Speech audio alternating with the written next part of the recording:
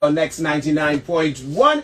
It's Monday the 12th of April, and of course we continue this morning with our Motivational Mondays series, where we give you stories to inspire and to help you on your journey. And our guest this morning is author and speaker, author of the book Now What? Akosua. Did I? Good. Close enough? Close. Akosua. Akosua, wow. You get it wrong. Akosua Edwards, and trumpet. Thank you so much for being with us this morning inside the TnT Morning Show. Thank you for having me. I'm excited to be here this morning. Now, before we get into our discussion, for anyone who would be the I am now a writer and a speaker, and that journey to being here came through being an accountant first. Okay. Getting fired, and hinging my life on identifying as a professional, which meant, being in a suit and Just talking about that, yeah. And having all of the qualifications attached to it. But all of that came crashing down, and here I am, an author, speaker, and just doing things to uplift around me and be the best person that I can be. Now, when you said that all of that came crashing down, I guess you were at a point in your life where you reached the benchmark of what everybody else would say is a successful woman? Oh, definitely. I mean, for me, success was based on what I saw on TV and what I believe that my parents and family would be proud of. And in that moment, back then, it was really going to school, Right. being good in school, getting qualifications, going to university, and getting a safe career. And I never defined success for myself. I was just following what I saw on TV, and of course, your parents saying, you need to do something that makes money, and you can't be scrunting. Right. So anything outside of professional careers was seen as risky. So that's the road I went down. Right. I buckled down. I didn't really like school. Me neither. Yeah, that's just something too. I But, hearing in your head, you have to go to school and learn your work and be a success. So I ended up buckling down in school and passing my exams and going to university. So from the outside looking in, I was a success because I was going along that road of the formula, which included, finding a suitable partner, a suitable husband, which, most of the time it doesn't mean that their personality is good. It's really how it looks, Right. and how it fits. Right. So I was going along those, that road, that journey of ticking all the boxes of being a success. Right. And that was going good. I mean, on the outside looking in, people used to say you're so young and successful. And I mean, really, what does that mean? Internally, how you felt at that point? Internally, you felt the success? Personally? Well, internally, I felt I always had to keep up. I always had to do something. So it was always an anxiety inside of me. Okay. And when I achieved a milestone, okay, all right, I got that. Right. So What you were next? just ticking boxes. Yeah. Going along. All right. So it really wasn't a feeling of peace. It was a feeling of I have to do more. This is never enough. What was the catalyst that shifted you off of that trajectory of success, or what we would deem success, to where you are now? I remember I was watching a video this morning where you were in Africa. Yeah. How did you end up from there to end up in Africa? What took place? So I moved to the UK. I moved to London. I wanted to be an accountant. Right. And based on the successful formula, the best accountants come from England. Okay. Right. Right. So I moved to London, and I was doing very well. I was probably the only young black woman working for CNN and Cartoon Network and the Turner Broadcasting A company. Cartoon Network, you say? Yes. It was a lot of fun. I love them, A lot of fun. Cow and chicken. Yeah, Cow and Chicken and Johnny Bravo. Yeah. We launched those back in the day when I was Johnny there. Bravo, boy. You want to say that again? I can see you're a fan. Yeah, love it. So I was there and I was ticking those boxes. And on my plan, I had a 10-year plan for my life, which was broken up in 1 year plans. And I memorized that and I had it stuck up on every available wall Every and part mirror. of it, right. You know, so that was my vision board then. Right, yeah. Right. And on that said, I must work for the #1 companies. So I was in media at the time, so that was the #1 company. Right. Then Reuters became #1 and I moved there. So I kept moving up, and then at one point I had to, on the list, go and do a master's, a MBA. And still not feeling like, you know, nothing is filling this hole. And I went to sign up to do finance for the masters, and they said the class is full until next year. And what you can do is, because the placings are so hard to get in, sign up for entrepreneurship and small business development for a year and then transfer. And I said, what is that?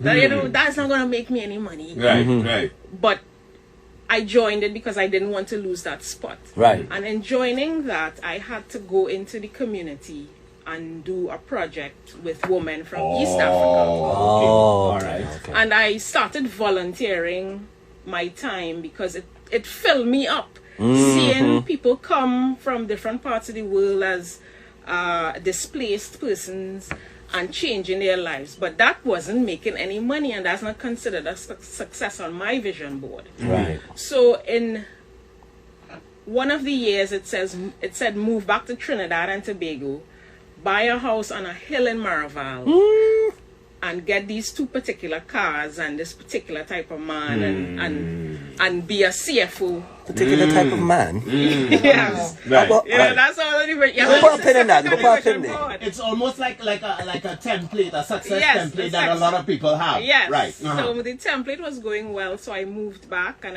I became the CFO. I got the house on the hill in Maraval and this particular type of man. And what usually happens when you don't pay attention to the signs is you crash. Right. And that is what happened. I crashed. I was fired. I was on the same week fired, left. From the particular kind of man. From the particular type of man. This happened in a week. Yeah, over a week, everything just came crashing down, and I didn't have any spiritual grounding to say, well, this is part of the journey to take me to something else. Right. So it was a case of feeling shame, feeling like a failure, and pretending. So I was pretending that everything is okay. But of course, people always know when you're pretending, right? But to me, feel the energy. It was a case of denial. Right. You know, they don't know because nobody had the strength at that time to approach me To say. Right. Eventually my mother did, because mothers know these things. But I was pretending, and I think in my mind I was going crazy. That's what I was just about to ask you. How were you mentally? I wasn't well at all, and I thought I was going nuts, and I said I have to leave Trinidad because it's Trinidad's fault. Right. It can't be my choice. It's Trinidad's fault now. Yeah, you have to look for something to put it on because it's not me. Yeah, Right. and that is one lesson on the journey, that we have to take responsibility for our choices, even though it doesn't look the way that we want it to look, or other factors play a part. But when we take responsibility, then we can make a better choice. Right. When we don't take responsibility, we keep blaming, and the cycle continues.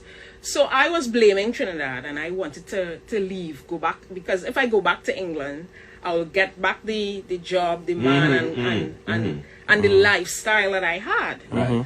So at that point, the same organization that I was volunteering with in London with the East African women, they asked me to come and assist them with a project in Canada. And I thought, okay, I will get away from here for a minute and regroup and come back. And I'll come back ready to Mentally. just tick. Yeah, when I come back, tick all the boxes, Tick more boxes again. Double tick now. Yeah. So that was the other lesson. You can't run away from yourself. You know, you have to face yourself Preaching to the boy. in the mirror and say, Let me give you a bell. because wherever you go, there you are. Right. All right. So I went to Canada and I did the project, and in that project had a Ugandan woman who was giving a story about coming out of a 27-year civil war. And I thought that was fascinating. So she started to talk to me, and I said, you know, maybe I should go to Uganda. That's even further from Trinidad. Right, yeah. Right. And help you out and then come back. And she was like, help me out? I don't need any help. You know, you probably need help. Right. But I don't need any help. So she said, well, come. And that would show you a few things. Right. And I went because to me I had nothing to lose. And I went there thinking that I'm going to help. But when you go with these intentions, it comes out in the result. Anything you do with an intention, whether it's good or bad, you see it in the result. Right. So my intention was to go and lay low and you know, have a little holiday on the motherland and come back. Because I could help, because I'm young and bright, and all of that was in my head. Right. And when I got there and I saw that these women were rebuilding their village with, to us, nothing. Right. But to them, it was their hands and land. And I didn't tell them my story. But the first thing that they said to me is, you know, you have to know why you are here. And I said, well, I'm here to work. And that started a whole change in the way I looked at things. Because they laughed at me and they said, you know, you here to work? That's what you people come with. Work, work, work. And not thinking about the journey of your life. And your purpose. And your purpose. Right. And your purpose may not show you right away the results that you think, but is planting seeds. So the shift happened maybe 2 weeks in.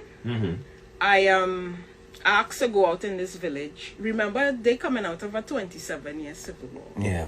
So their thinking is rebuild by whatever means necessary. Right. And I'm coming there with this superiority complex. So they asked me to go into this village, and I dress in my suit, and I have my tablet and my laptop, and we drive down to the village in Gulu, and I got there and I'm taking it out, and they're like, Madam, what are you doing? So, you know, we're going to learn about money and finance and spending this money that we build in this company, and we will have. And they're like, well, firstly, there's no power. So where you going to plug in? You can't plug it in. So, You can't plug into a potato. so now they're telling me you have to get innovative on how you interact with us. Yeah. Right. To look us in the eye. But before you do this, to get into the circle, you have to know who you are. Right.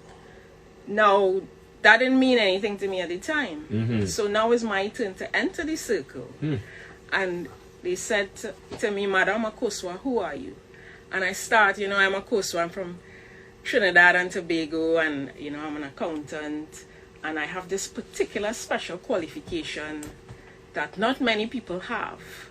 But I'm here to show you about your money and spending. And they closed the circle and left me out. You don't know who you are until you know who you are. You can check me back when you figure it out. When you Check figure you back now. Yeah. who you are. We're going to send a ticket for you. And they put me in the naughty corner. Right, right. So when you know who you are, then you come and you join the circle. So I'm in the, before I went over to the corner, I'm thinking, well, I wonder if they just misinterpret my accent.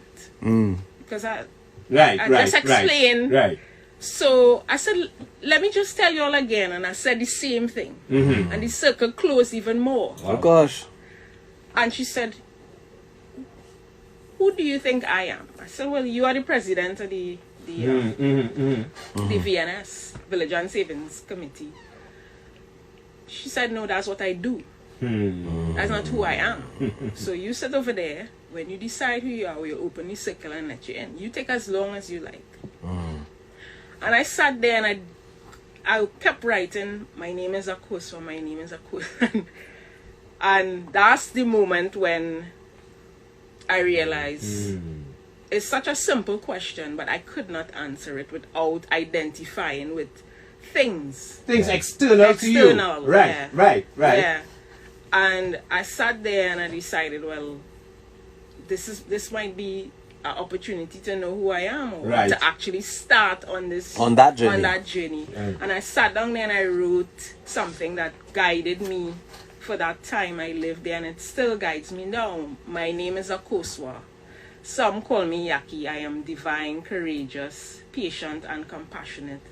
I am a child of the Most High. I am love, and I am here in service. And they opened the circle and she hugged me and she said, all those material things and qualifications says something about you, but it can never be who you are. Correct. You know, once you know who you are, you will always be very fine. I want to interject with you saying that, because I remember as you said that, and even when I watched the TEDx video, I was thinking two things. One, I remember an interview with Michael Jackson when he was quite young, and they asked him who he was, and he said, "I am music." Right? He didn't say none of the other things. Yes. He said that I am, and because he embodied music. Yeah. That is. So he found his purpose on earth, Yes. regardless if he sold 500 million records or 2, he is still music. That's what he was. And I also remember someone else was saying that when you find your purpose on earth, right, people will travel 1,000,000 miles to get a dose of your magic. Right? They don't even need to like you. And we know of artists and so on who we don't like. If they come here tomorrow, we will all flock to see them. And that's the whole purpose why I watch my I can't stand you. No, but it is the truth. And finding that purpose of who you are. Right? I also saw a quote from you, and I want you to help us with this quote. The quote says, the most important thing I've ever learned how to do is to give myself permission. How does one give themselves permission to be who they are? Well, it's two things I want to see. People talk about finding your purpose, and to me, it's not about finding it, it's already in you. Right. It's recognizing it and having the courage to live it. Because a lot of us can do things well, and we'll do it for free, and we'll do it until we never get tired. But people say to us, society says to us, that will not allow you to live well. You can't make money from that, or people will laugh at you. So we start shrinking. But we know what we are good at. We know our purpose. And it doesn't mean that you may make $1 million, but it allows you to live well. Right. Things come. You're able to, sometimes, you want to travel. And I know the border's closed, but I just use that as an example. And you don't even have a dime. Right. But suddenly you're somewhere. Suddenly, because you gave yourself permission to believe that. Right. So for me, giving myself permission meant that I had to decide to listen to that inner voice and have the courage to do what it told me to do without fear. Right.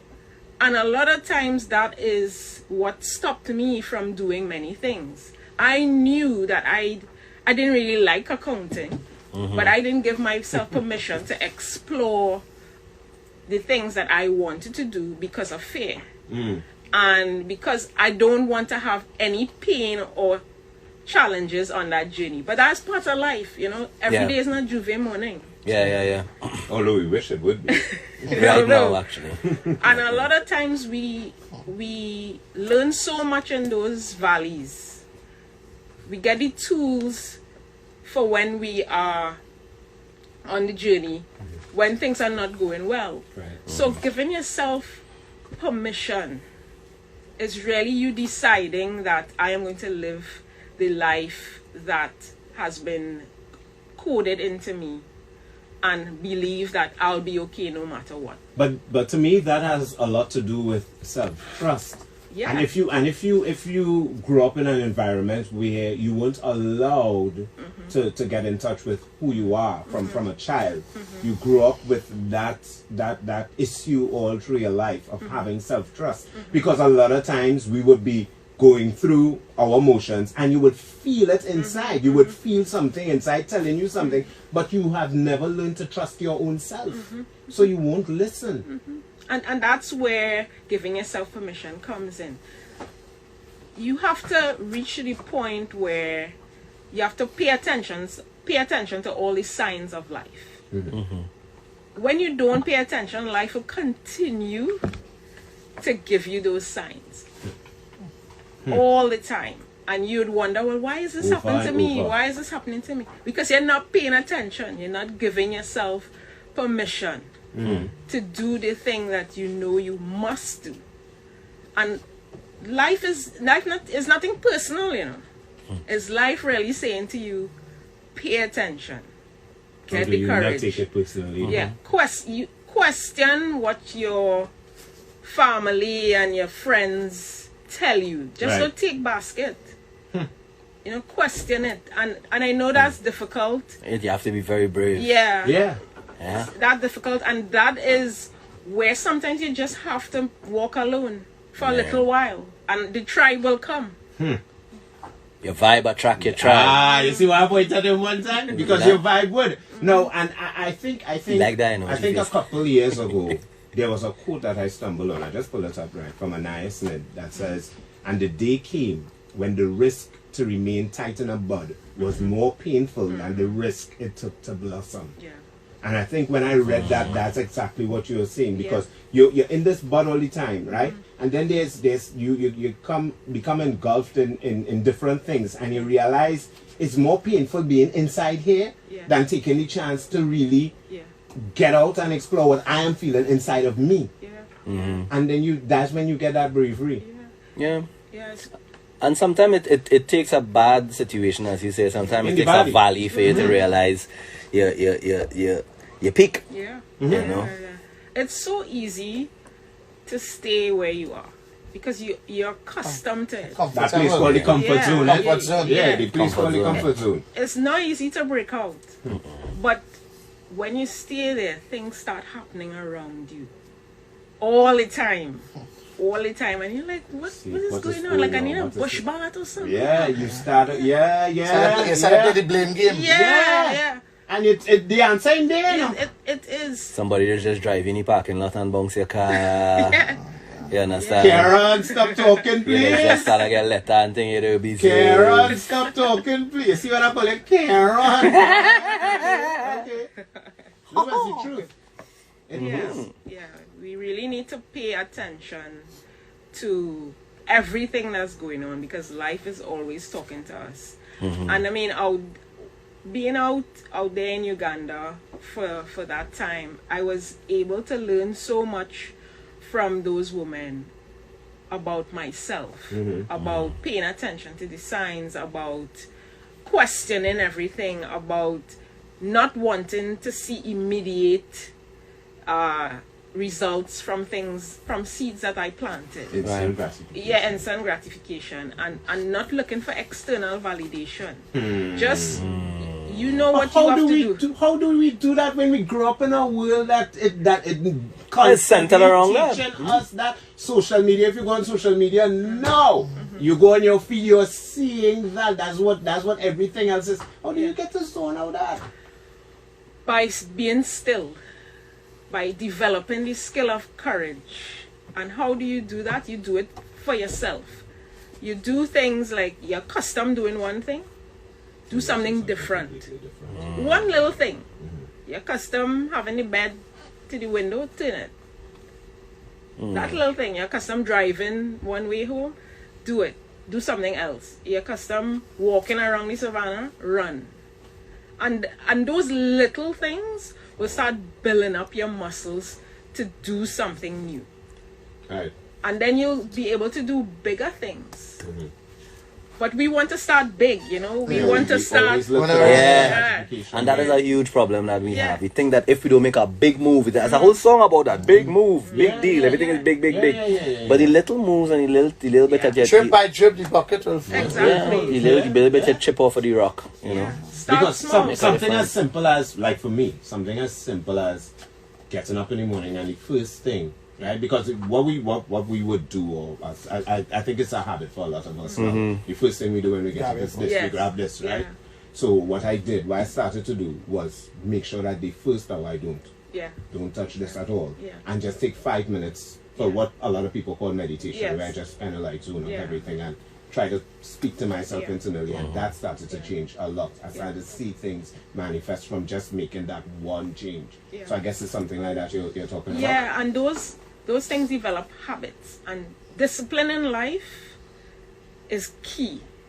When you have no discipline, anything happens. And you can only develop discipline from habits. And what we do is we develop poor habits. And it continues. And it's easy to develop poor habits because you have nobody, including yourself, holding you accountable. So it's also self-parenting you have to do sometimes? Everything is with self. Everything starts with self. And what we do is we look for other people to validate or to make us feel that we are. If you're looking for that all the time, you will always be searching. So how do you stop that? You start by developing different habits.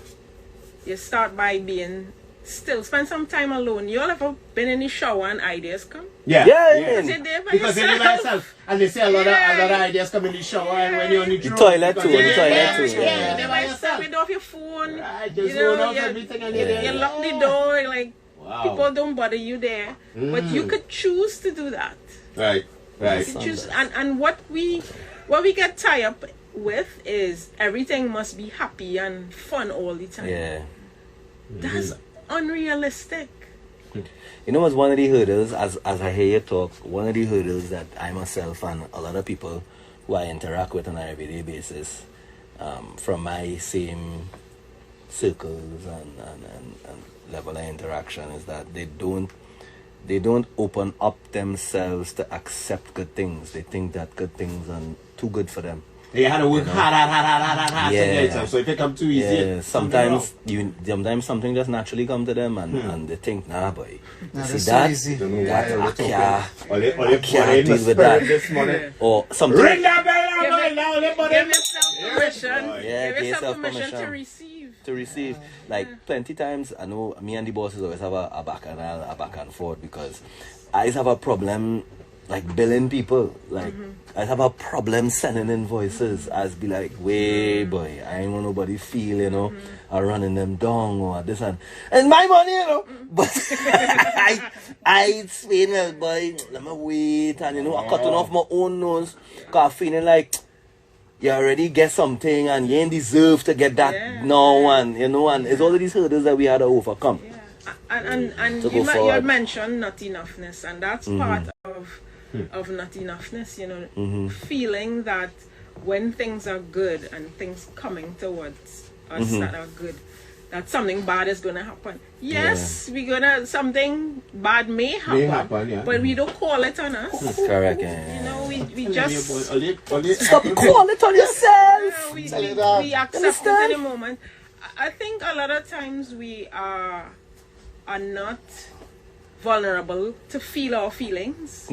So once the feeling comes, we run from it, and that's why maybe I don't know, maybe we had to spend this time in COVID with ourselves, because when we ignore what we feel, we could never deal with it. As I'm reading here, we resist the very things that will liberate us. Yes. We do. So we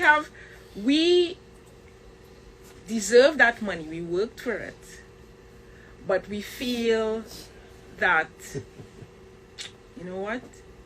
Maybe I shouldn't get this money, you know. Maybe I didn't do something right, or maybe the other person don't have it. Okay. Maybe they don't have it, but it's yours. You deserve it. Exactly. You deserve it. And Karen, I hope you're listening. yeah, really. I listen. And it's a process, because I understand what you're saying. Yeah. And it's really just telling yourself, I deserve this. Yeah. This is my gift to the world. And you know, your To get rewarded. gifts. And you know, when you stand your ground, and that anxiety that you giving your own self anxiety, because you telling yourself, you know what, oh gosh, this could be it might be a shaky conversation, or you know, I might hang up the phone and I mightn't like the last word I say, or you know, I might get emotional, and you know, you might just say, you know what, but it ain't no bread in the cupboard, I have to do it today, yes, and you do it, and it's the most relaxing and normal. Oh shucks, you know, we had to forget about that, don't worry, check us so and so dinner, and you're like, but why wait so long for, boy? Damning your own progress. I'm seeing a message here for you. It's saying, this is very insightful. Me and my girls are listening to your story. I didn't hear anything about children, so I assume you don't have any kids yet. Having children limits the freedom to pursue things for many who don't have a support system. That's part of it. Yeah. What's your take on that? Yeah, I agree that, you know, having children, you have to change your life and ensure that you have some priorities and boundaries around self. Right. Because if you are depleted, that's what you will give. And you will do it unconsciously. Because they mirror. Yeah. So it's really, even if it's 5 minutes in the shower, 10 minutes, lock the door in the shower. And I mean, children understand. The other thing too is having a village. It's important to have a support system and a village, and building that is going to be hard, because there's some people who you have to expel from the village. You have to. Yeah. Kick out some people. Put them out. Yeah. The uncle that tell you ain't gonna be nothing in life. Kick him out of the village. Yeah. So it's important, and your village doesn't have to be blood. No. You know, No. It's really important, but it's so key for parents to not feel guilty for taking 10-15 minutes for themselves. Now, what about if you're with somebody? Now, I want to go back to the point, because I've seen a lot of people on Elon's live is asking, what is the right type of man? I don't know, because I didn't get it. I want to know as well. But I can tell you what happened. Isn't it somebody in alignment with, all right, let's say you take that time What society to says find is... out self. Yeah. And that now is a particular trajectory, energy, etc. Yeah. You would have now to find someone Yeah. who is of that same energy and of that same direction that you're heading, or else otherwise it will go haywire. Yeah. I mean, one thing that I've learned is, one, you attract to people who you are. So it's a harsh lesson sometimes. You see a certain type of people around you. You have to check yourself first. So the other thing too is, when you go looking, you know, with a certain type of intention, that's what you will attract. Somebody put this lady out in this room, please. So if you're that dog, you go attract dogs. And if you don't know yourself, you ain't gonna know who you are. Or something that would benefit off of a dog. Yeah. And sometimes people come into your life to bring up something that you have to heal. Yeah. Correct. And if you don't know, then it would be a trauma bond. So I think for me, I would say the ideal situation would be if you are with someone where you're growing, where you feel free, where you feel that you can be vulnerable, and where you can say, okay, this person has issues. I'm willing to work with them because I see it. They're open and honest about it, and I'm willing to go down that road with them. Right. Right. Rather than the It must be a willingness. That spiritual connection. That's so important. It's so important. And we have to be cautious too, because sometimes you're with somebody and they're providing a lot of stuff for you on one level. right? You have the comfort zone, you have the love and the affection and stuff. But that person not really allowing you to blossom. You know, you go to them with an idea and you say, babe, I want to do this. And they're going, nah, that's too risky. We can't do that. And you like everything in your soul. You love them, you know. And you're going down the road with them. But just that part of you that want to achieve your full potential, they more want to walk the safer route. So how do you define now between, you know, reaching your full potential in whatever field you want to go in, and staying within that whole vibe? Do you just say, you know what, I go on, you know, and I free up myself? But what to do? I think relationship advice is not top of my list, but here's what I would say. Yes. I would say that firstly, your partner can't meet all your needs. Right. That's why you have a village. Right. There are certain things you have to decide I want in a partner. Right. That's one. If you decide that you'll have an open and honest conversation and you know this person is risk averse. And you say, you know, I am risky. I'm taking calculated risk. Are you willing? If they say no, then you have to decide if all the other things The positives outweigh the negative. make up for that. Okay. The other thing you have to think about is not looking for the external validation of people as well, and be a demonstration. I mean, you wouldn't go and sell your family down the river, but you have to be a demonstration of what you say you're going to do, and be strong in that, and communicate. So it's really a decision of are we going down this road together? You know, you cannot meet this need, but I'm just asking you to support me. Right. If they say no, well then Well, then you know what's going on. You know, notice, let you know. Wow. Yeah. I believe. Yeah, go ahead. When you got that eureka moment and you made that shift, have you ever found yourself yearning for what you left behind in order to be who you are today? The thing that I feel for sometimes is security. Security in terms of, you know, every month you have your money coming in at this time. That I miss sometimes. Right. But all the other things, I think no. Because to me, I was just keeping up with the Joneses, really, and not fulfilling my potential. And if I think back, okay, so some of the things that I do now, even though it's difficult, it still brings me so much joy to what I was doing before. Right. And it's a constant, everyday journey. This is not like a journey to a point and then it stops. No, every day, you know, every day is... That's why I say discipline is important. Because you can slip back. Because when I feel the need for security, I could go and get a 9 to 5, right? Yeah. But we always use the word discipline. But do people really understand what discipline means? A lot of people associate it with licks. Being stoned, But discipline is really being able to take action regardless of your emotional state. So you let's say your goal is to read every day. Yeah. If you get up in your I feel Go and read. The discipline is That's what discipline is. Discipline is one doing. Right. Discipline is doing without other people telling you to do it. Discipline is doing it without things hitting the fan and reacting. Discipline is building habits.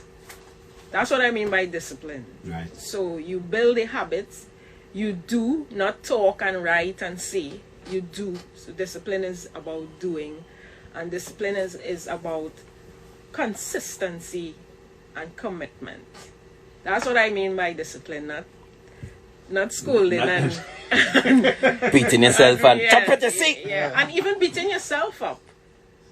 Yeah, we do that a lot, Yeah. and we do that self-abuse thing a lot.